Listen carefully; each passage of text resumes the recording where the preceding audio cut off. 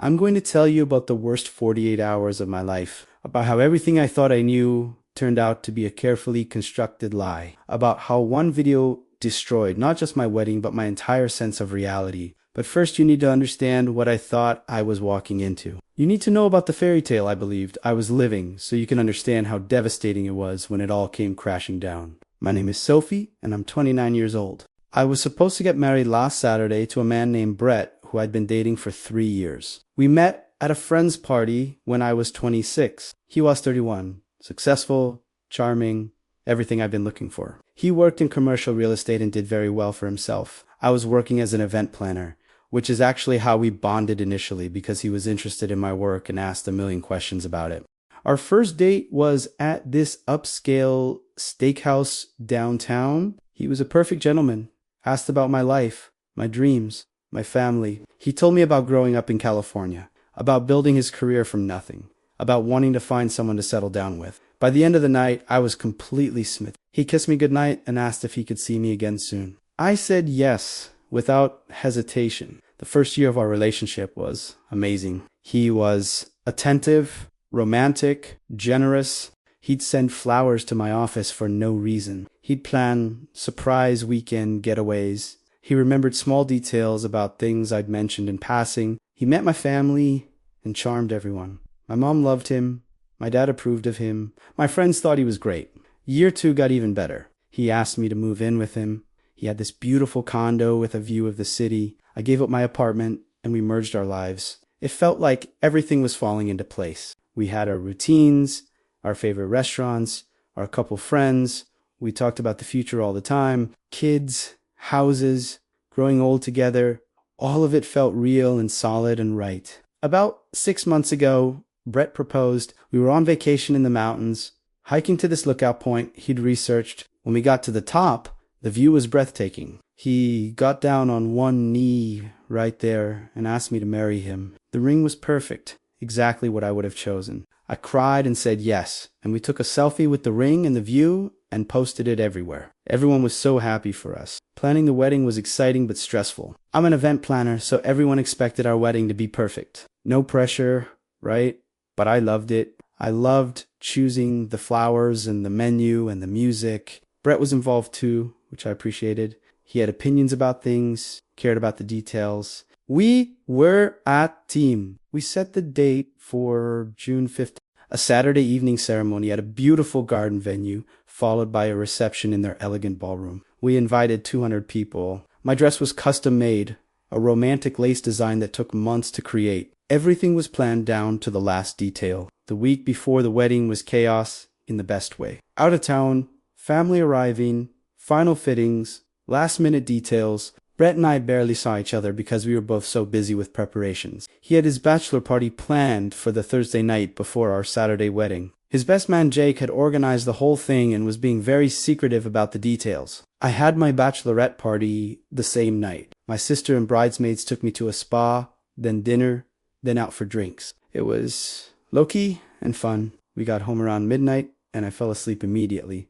Exhausted but happy. Friday morning, I woke up to dozens of texts from my bridesmaids sharing photos from the night before. I was scrolling through them, smiling at the memories, when I saw I had an email from an address I didn't recognize. The subject line said, "You need to see this before tomorrow." My stomach dropped. Something about it felt ominous. I almost deleted it, thinking it was spam, but something made me open it. The email had no message, just a video file attached. The file name was Bachelor Party, June 13th. That was the date of Brett's bachelor party 2 days ago. My hands were shaking as I downloaded the video. I don't know what I expected to see.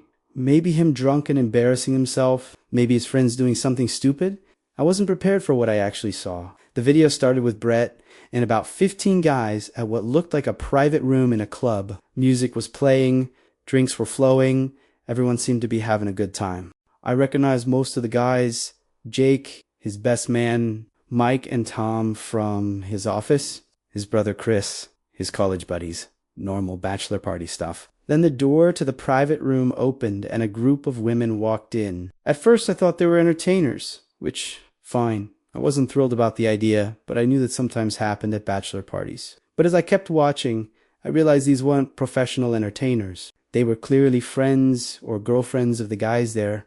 They were in regular club clothes, not costumes. They had drinks in their hands. The camera, which seemed to be someone's phone just recording casually, panned around the room showing different people talking and dancing, and then it landed on Brett. He was sitting on a couch, and there was a woman next to him. She was beautiful, probably mid-20s, with long dark hair and a tight red dress. She was leaning into him, her hand on his thigh. He had his arm around her shoulders.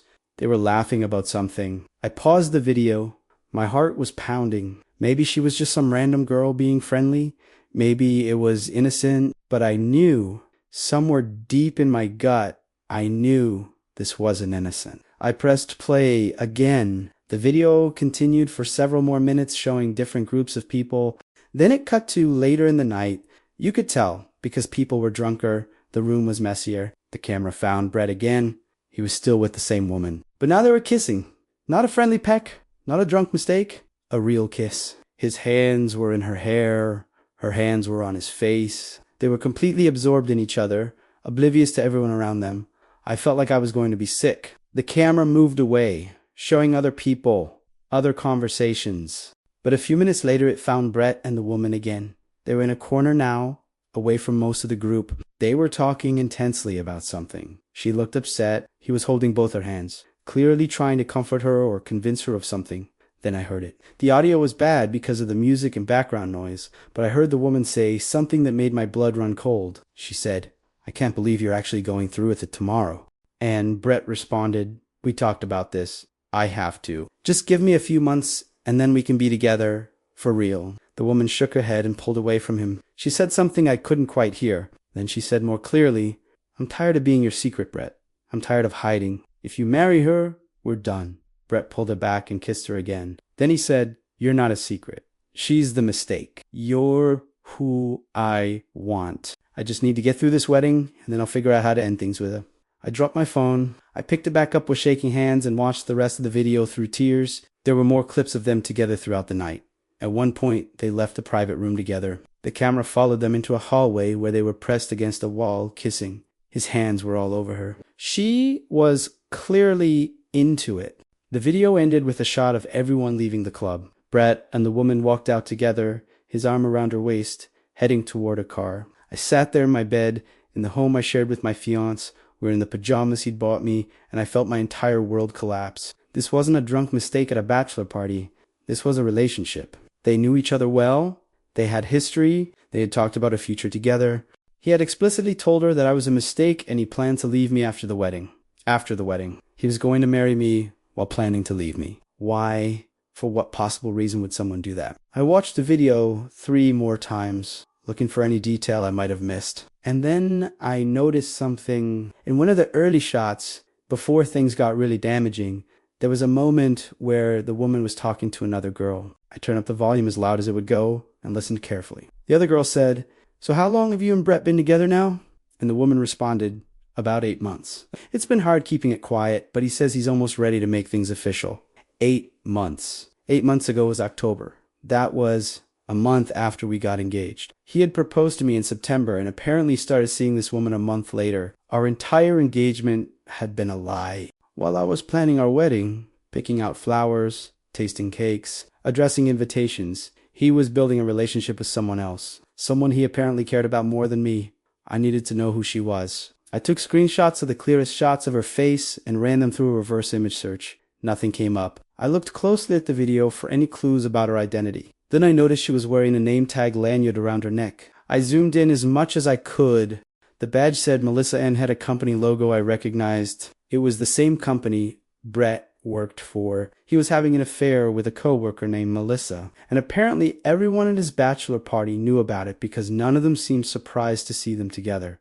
I called my sister. It was 7 in the morning, but I didn't care, she answered groggily. Before she could say anything, I said, "I need you to come over right now. The wedding is off." She was at my door 20 minutes later. I showed her the video without explaining anything. First, I watched her face go through the same journey mine had. Confusion, shock, anger, disbelief. When it ended, she looked at me with tears in her eyes and said, "Sophie, I'm so sorry. We called my mom next. Then my maid of honor. Within an hour, my living room was full of women who loved me, all of them furious on my behalf. My mom wanted to confront Brett immediately, but I stopped her. I needed to think. I needed to figure out what to do. The wedding was in 48 hours. We had 200 guests coming, thousands of dollars spent, a non-refundable venue, my dress, his tux, everything. And none of that mattered because I couldn't marry someone who saw me as a mistake, someone who was planning to leave me right after collecting wedding gifts and posing for photos. But I still didn't understand why. Why propose to me if you wanted someone else? Why go through with planning an entire wedding? Why not just break up with me and be with Melissa? I needed answers before I could move forward. So I did something I probably shouldn't have. I went through Brett's laptop while everyone was in my living room debating what to do. His laptop was password protected, but I knew the password. It was my birthday. The irony wasn't lost on me. I opened his email and started searching for anything related to Melissa. I found hundreds of emails. They went back exactly 8 months, just like she'd said in the video. The early ones were professional, clearly work-related, but they quickly became more personal. In one from 7 months ago, she wrote, "I know this is complicated because you're engaged, but I can't stop thinking about you." His response, "I think about you constantly." Sophie and I have been having problems for a while. I think I proposed for the wrong reasons. I'm going to figure out how to end things with her. That was a lie. We hadn't been having problems. Everything had been great. Or at least I thought it had been. I kept reading. The emails got more romantic, more explicit. They talked about a future together, about trips they wanted to take, about moving in together. She asked repeatedly when he was going to break up with me. His responses were always the same.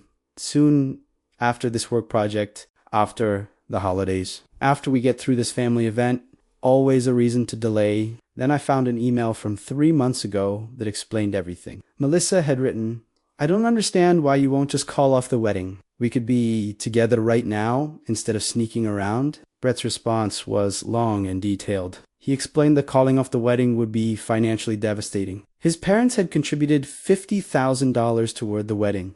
My parents had contributed $30,000. We'd spent another $40,000 of our own money. Deposits were non-refundable. Canceling would mean losing over $100,000 and dealing with the social fallout of canceling a wedding last minute. He wrote, "It's easier to go through with it and then get divorced in 6 months to a year. We can say we realized we weren't compatible. No one loses money. No one looks bad. And then you and I can be together publicly."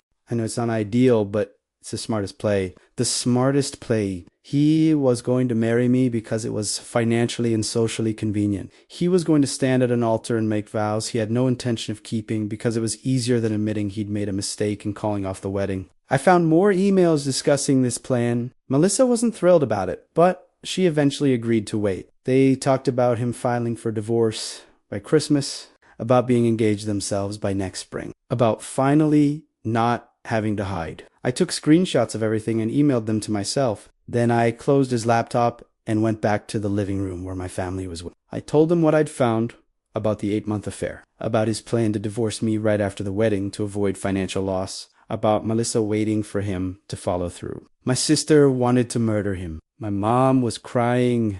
My maid of honor was already drafting a text to send to all the guests canceling the wedding, but I stopped her because I realized something. If Brett was going to treat our wedding like a business transaction, like something to be endured for financial reasons, then I was going to treat it the same way. I spent the rest of Friday making calls, first to a lawyer who specialized in prenuptial agreements and fraud. She confirmed that if I could prove Brett entered the marriage with the intention of ending it immediately, that would be grounds for annulment and potentially recovering some of the money his family contributed. Then I called the venue and explained the situation. They were sympathetic but firm. No refunds. However, they suggested I still use the space since it was paid for. Throw a party for my guests as an apology for the cancelled wedding. I liked that idea. Next, I called my photographer, my florist, my caterer, my DJ, explained what happened. Most were willing to still work the event, just changing it from a wedding to a cancellation party. Some even offered discounts out of sympathy. Then I waited for Brett to come home. He walked in around 6, tired from a day at work. He was in a good mood, talking about how crazy the office had been, how excited he was for tomorrow's rehearsal dinner. I let him talk for a few minutes. Then I said, "I need to show you something." I pulled up the bachelor party video on my laptop and turned it toward him. I watched his face go pale as he realized what he was seeing. When it ended, I said, Want to explain? He tried. He tried so hard. He said it wasn't what it looked like, that Melissa was just a friend who had too much to drink, that the video was edited to make things look worse than they were, that he would never cheat on me. So I pulled up the emails, I read them out loud, every single one where he discussed divorcing me after the wedding, every one where he called me a mistake, every one where he made plans with Melissa for after he got rid of me. With each email, he deflated a little more. Finally, he stopped trying to defend himself and just sat there looking defeated. Do you love her? I asked. He was quiet for a long time. Then, yes. Do you love me? Another long pause. Then, I did. Once. But things changed. When did they change? I don't know. Gradually, we grew apart. We didn't grow apart. Brett, I've been right here the whole time. You grew away while lying to me about it. I'm sorry. You're sorry. You are going to marry me tomorrow knowing you plan to divorce me by Christmas. You are going to waste a year of my life because it was financially convenient. And you're sorry? What do you want me to say? I want you to tell me why you didn't just call off the wedding when you realized you wanted someone else. He looked at me with exhausted eyes because it was too complicated, too expensive, too embarrassing. It seemed easier to just go through with it and deal with the consequences later. So I was going to be your wife for 6 months while you figured out how to leave me for your girlfriend. Something like that? Yes. I stood up. Get ouchie. Sophie, please. We can figure this out. Figure out what? You don't love me. You love Melissa. You've been planning to leave me. There's nothing to figure out. We're done. The wedding is canceled. Get your stuff and get out of my house. This is my house too. Actually, I checked with my lawyer today. The lease is in my name only. You've been here as my guest. You have no legal right to stay. So get out before I call the police and have you removed. It took him 2 hours to pack up his essential belongings. He kept trying to talk to me, to explain, to apologize. I didn't engage. I just wanted him gone. When he finally left, my sister and mom came back over and we got drunk on the wine that was supposed to be for the rehearsal dinner. Saturday morning, I woke up and put on my wedding dress. Not because I was getting married, but because I'd paid $5,000 for it and I was going to wear it at least once. I went to the venue and met my family and friends who had helped me transform it overnight. Instead of a wedding setup, we had created a party atmosphere. The flowers were still beautiful. The catering was still delicious. The music was still perfect. As guests arrived, confused about why the ceremony hadn't started, I stood at the entrance and personally greeted each one. I explained that there would be no wedding today because the groom had been having an affair and planning to divorce me right after collecting gifts. Some guests were shocked. Some were angry. Some admitted they'd never liked Brett anyway. Many handed me wedding gifts anyway with notes saying they were proud of me for calling it off. We turned the reception into a party, celebrating my freedom. My dad gave a toast, thanking everyone for coming and supporting his daughter through this difficult time. My sister gave a toast roasting Brett and everything he'd lost. My friends gave toasts about new beginnings. I danced in my wedding dress. I ate wedding cake. I took photos with my family. I celebrated not making the biggest mistake of my life. And then, around 8 in the evening, something unexpected happened. A woman I didn't recognize walked in. She was beautiful, mid-20s, wearing a red dress, the same woman from the video. Melissa, the room went quiet as she walked up to me. I'm so sorry, she said. I didn't know he was going to do this to you. Yeah, Melissa. Yes. I saw the video. Someone sent it to me too. I didn't know they were recording that night. And I didn't know about his plan to divorce you right after the wedding until I saw your post about it online. My post? She showed me her phone. My maid of honor had posted about the canceled wedding on social media, calling out Brett for his behavior. It had been shared hundreds of times. I broke up with him, Melissa said. This morning when he told me the wedding was off, he wanted to celebrate. He wanted to make things official between us now. But I can't be with someone who would treat another person the way he treated you. Someone who saw marriage as a financial transaction, who was willing to lie to everyone, including me, about his plans. She handed me an envelope. This is every email, every text, every piece of evidence of our relationship. You'll need it if you decide to take legal action against him or his family for the money they contributed under false pretenses. Thank you, I said. She nodded. For what it's worth, I really am sorry. I thought he loved me. I thought once he ended things with you, we'd be happy together. But I realize now he's not capable of actually loving anyone. He just uses people until they're not useful anymore. She left, and I never saw her again. Brett tried to contact me dozens of times over the following weeks. Calls, texts, emails, showing up in my work. I blocked him everywhere and eventually had to get a restraining order. His parents tried to demand their money back from the wedding. My lawyer shut that down quickly with the evidence of Brett's fraud and intentional deception. My parents didn't ask for their money back. My mom said, seeing me walk away from someone who didn't value me was worth every penny. It's been 4 months since the wedding that didn't happen. I'm doing okay. Some days are harder than others. I go back and forth between feeling grateful I found out in time and feeling stupid for not seeing the signs. Because looking back, there were signs.